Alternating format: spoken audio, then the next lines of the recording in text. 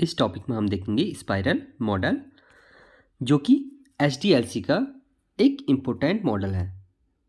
It provides support for risk handling. इससे पहले हमने वाटरफॉल मॉडल पढ़ा, प्रोटोटाइप मॉडल पढ़ा। वहाँ पे कोई भी प्रोजेक्ट डेवलपमेंट में कोई भी रिस्क हैंडलिंग का कॉन्सेप्ट नहीं था। यहाँ पे स्पाइरल मॉडल में risk handling is the important for the product development. In its diagrammatic representation, it looks like a spiral with many loops. यहाँ पे जो ये स्पाइरल मॉडल वर्क करता है एक स्पाइरल फॉर्म में वर्क करता है, जो कि क्या करता है, बहुत सारे लूप्स को कंटेन करता है according to the risk. The exact number of loops of the spiral is unknown and can vary from project to project. यानी कि हर प्रोजेक्ट भाई ये जो जितने लूप हैं, नंबर्स ऑफ लूप्स क्या करेगा, वेरी करेगा according to project. Each loop of the spiral is called a phase of the software development process. यहाँ पर हम देखेंगे स्पाइरल मॉडल का एक डायग्राम है, जो कि किस में चल रहा है, प्रोजेक्ट पूरा डेवलपमेंट हमारा लूपिंग में हो रहा है। ठीक, first phase complete, then second, then third, then fourth, इस टाइप से हमारा क्वाड्रेंट कंप्लीट होते जा रहा है और लूप क्या हो रहा है, बनते जा रहा है। अब ये अलग अलग जितने भी क्वाड्रेंट हैं वहाँ पे हमारा अलग अलग क्या है, हमारा फेज है या स्टेप है। ठीक, फर्स्ट आता है हमारा objective determination and identify alternative solution, या इसी को कह सकते हैं हम ऑब्जेक्ट आइडेंटिफिकेशन।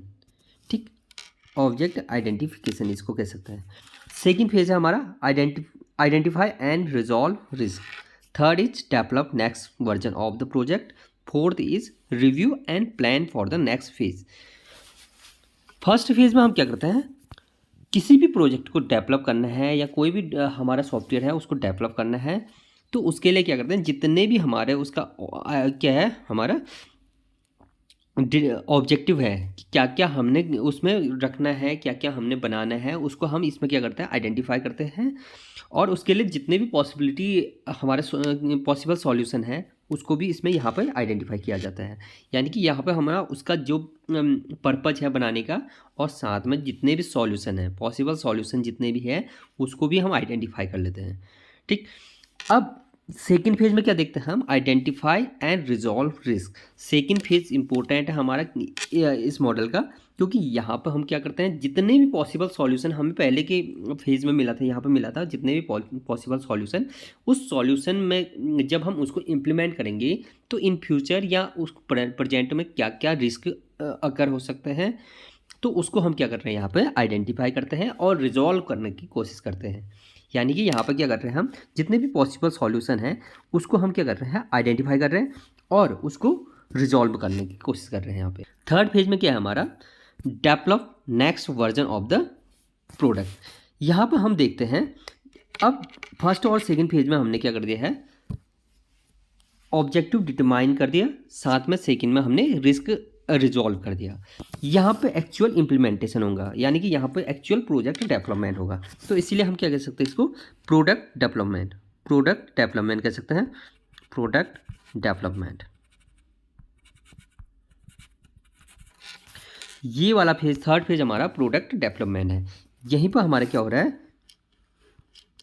यहाँ पर हमारा डिजाइन होगा, यहाँ पर कोड होगा या डेवलपमेंट होगा, यहीं पर हमारा टेस्टिंग होगा, यहीं पर हमारा इम्प्लीमेंटेशन होगा। ये हमारा क्या होगा, एसडीएलसी का जो मेन फेज है सॉफ्टवेयर डेवलपमेंट में, यहाँ पर हमारा इम्प्लीमेंट होता है, यानी कि प्रोडक्ट डेवलपमेंट में। देन नेक्स्ट फेज में क्या होगा, जो प्रोडक्ट बन चुका है यहाँ पे हमारे थर्ड फेज में, उसको रिव्यू किया जाएगा कि वो जो क्लाइंट या क्लाइंट से जितने भी हमने उसका रिक्वायरमेंट गैदरिंग किया था उससे मैच कर रहा है या नहीं कर रहा है, यहाँ पर हम रिव्यू करेंगे उसके अकॉर्डिंग। देन हम अगर कोई प्रॉब्लम आती है देन फिर से उसमें ऑब्जेक्टिव डिटर्मिनेशन करेंगे। नेक्स्ट टाइम वही प्रोसेस चलेगा, identify risk and resolve risk, then फिर से डेवलपमेंट किया जाएगा एंड फिर से वही कि उसमें अगर रिक्वायरमेंट मैच करता है देन प्रोजेक्ट कंप्लीट, अदरवाइज फिर से वही प्रोसेस चलेगा एंड लूपिंग का कॉन्सेप्ट आ जाएगा यहाँ पे। तो ये है हमारा स्पाइरल मॉडल। नेक्स्ट है हमारा advantage and disadvantage of spiral model. Advantage of spiral model में क्या क्या है? रिस्क हैंडलिंग, यानी कि ये मॉडल हमारा रिस्क हैंडलिंग पे बेस है। जहाँ जहाँ पे हमें एक हाई लेवल का, या हम कह सकते हैं जहाँ पे रिस्क को पहले ही रिमूव करना है, उस टाइप के प्रोजेक्ट में हम क्या करेंगे? स्पाइरल मॉडल का यूज़ करेंगे। गुड फॉर लार्ज प्रोजेक्ट, ये जहाँ ये क्या है हमारा स्पाइरल मॉडल? एक लार्ज प्रोजेक्ट या कॉम्प्लेक्स प्रोजेक्ट के लिए एक बहुत अच्छा मॉडल है, क्योंकि यहाँ पे क्या कर रहे हैं, जितने भी पॉसिबिलिटीज़ रिस्क है उसको पहले ही रिमूव कर दिया जा रहा है, और साथ साथ रिक्वायरमेंट भी बीच बीच में हम क्या कर रहे हैं? चेंजेस कर रहे हैं। ठीक, तो ये हमारा एक लार्ज प्रोजेक्ट के लिए काफ़ी अच्छा मॉडल है। फ्लेक्सिबिलिटी इन रिक्वायरमेंट मीन्स बीच में जब हम review and plan for the next phase कर रहे हैं, वहाँ पर हम क्या करते हैं? क्लाइंट से फिर से हम क्या कर रहे थे?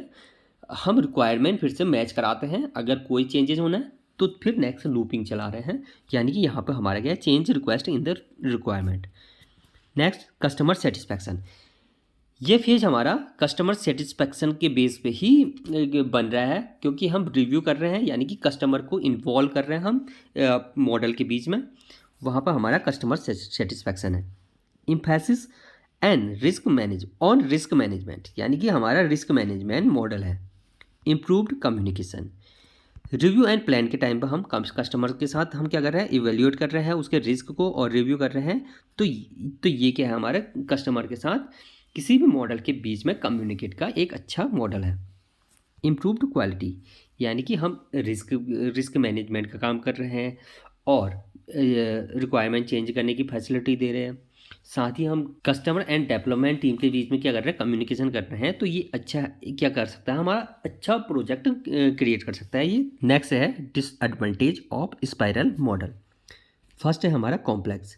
The spiral model is much more complex than other SDLC model, यानी कि यहाँ पर हमारा जो रिस्क हैंडलिंग का कॉन्सेप्ट है, रिस्क हैंडलिंग में क्या कर रहे हैं हम? जितने भी सॉल्यूशन हैं उसमें रिस्क आना, यानी कि उसमें रिस्क पॉसिबिलिटीज़ को चेक करना ही हमारा क्या है? एक कॉम्प्लेक्स टास्क है। ठीक, तो ये हमारा क्या है? Complex model. एक्सपेंसिव, ये हमारा क्या है? छोटे स्मॉल प्रोजेक्ट के लिए काफ़ी एक्सपेंसिव हो सकता है।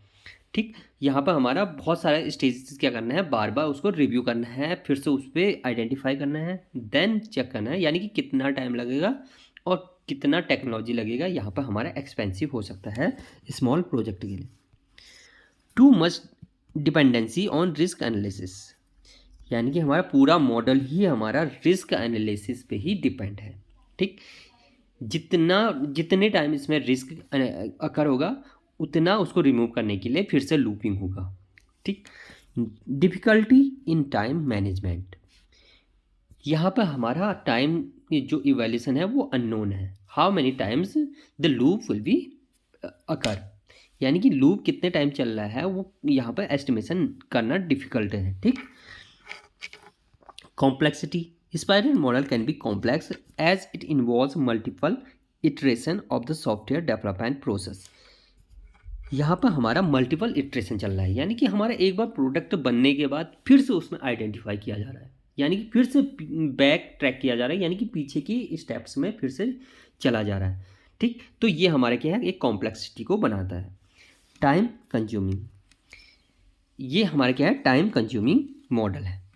Resource intensive, the spiral model can be resource intensive as it requires a significant investment in planning, risk analysis and evaluation। Means अलग अलग फेज है, यहाँ प्लानिंग का अलग फेज है, रिस्क एनालिसिस का अलग फेज है और इवेल्यूशन का अलग अलग फेज है। तो यहाँ पे हर एक फेज के लिए हमारा रिसोर्सेज अलग अलग चाहिए। ठीक, तो ये हमारा क्या है? Disadvantage of spiral model.